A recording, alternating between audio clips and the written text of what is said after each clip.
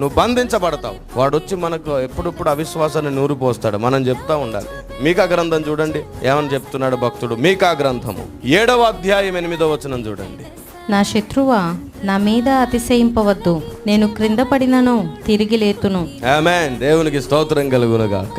చూసారా, మాట్లాడాలి, వాడితో మాట్లాడాలి, వాడికి చెప్పాలి మన స్థాయి ఏంటో వాడికి చెప్పాలి. నీలో దేవుని శక్తి ఎంత ఉందో వాడికి చెప్పాలి. నీలో దేవుని జ్ఞానం ఏమిటో వాడికి చెప్పాలి.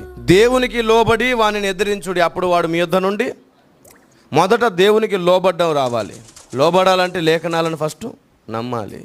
నేను మీకు విషయం చెప్తున్నాను, వాడు నీకు భయపడాలంటే వాడికంటే ఎక్కువ సంగతులు నీకు తెలియాలి.